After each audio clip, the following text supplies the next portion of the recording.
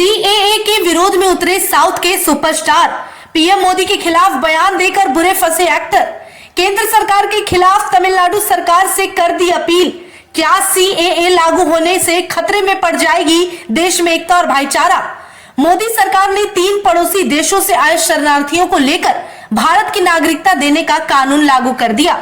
कानून के लागू होते ही एक तरफ लोग जहां जश्न मना रहे हैं, वहीं कई ऐसे विरोधी दल हैं जो मोदी सरकार के इस कानून को परखने की और इस पर सवाल उठाने की जद्दोजहद में लगे हैं और तो और इसे लागू ना होने देने की साजिश रच रहे हैं। अब तक जहां इस पर देश भर के नेता मंत्री राजनीति कर रहे थे, वहीं इस विवाद में साउथ के सुपरस्टार भी शामिल हो चुके हैं। देश से जुड़े इतने महत्वपूर्ण कानून में बयान देने के बाद शायद एक्टर की मुश्किलें बढ़ सकती है। देश के हित में और देश के लिए अच्छा सोचते हुए जहां एक तरफ सीएए लाने की कोशिश की गई, दूसरी तरफ साउथ के एक्टर थलापति विजय ने केंद्र सरकार पर हमला बोला है और इसे गलत कहा है।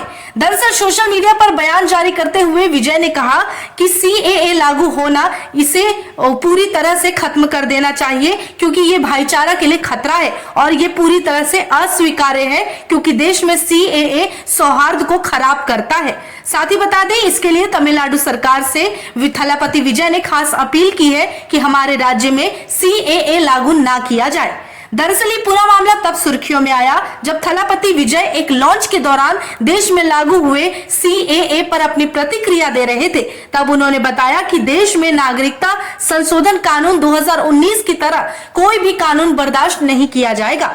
सभी फिलहाल देश में मिलजुल कर भाईचारे की तरह रह रहे हैं, ऐसे में इस कानून की क्या जरूरत। इतना ही नहीं, बताते चले थलापति विजय के अलावा कई विपक्षी नेताओं ने भी इस सीएए लागू होने को लेकर विरोध जताया है। इसमें असदुद्दीन ओवैसी की पार्टी एआईएमआईएम का भी बयान सामने आया, जिनका कहना है कि चुनावी फायदा उठाने के लिए चुनाव से ठीक पहले मोदी सरकार ने ये नया स्टंट किया है।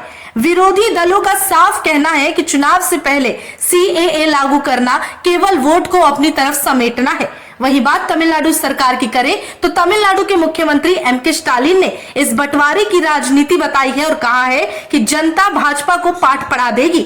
धीरे धीरे करके जैसे ये विवाद बढ़ रहा है, चारों तरफ देश में प्रदर्शन किए जा रहे हैं। अब तक जहां बीते दिन ममता बनर्जी और केरल के मुख्यमंत्री इसके खिलाफ थे और अपने अपने राज्यों में सीएए लागू नहीं होने दे रहे थे, अब इसी रेस में तमिलनाडु भी आ चुका है। अब देखना काफी दिलचस्प होगा कि राजनीति वाले मुद्दे में सुपरस्टार थलापति विजय द्वारा दी गई बयानबाजी और इसे कितना समर्थन मिलता है, क्योंकि कहीं ना कहीं थलापति विजय की फैन बेस बहुत ज्यादा है। अगर थलापति विजय ने कुछ कहा है तो उसके पीछे पीछे उनके फैंस भी उनका समर्थन करने जरूर पहुंचेंगे। हालांकि उनके इस बयान का क्या प्रभाव सीएए कानून पर पड़ेगा, ये भी सामने आ जाएगा।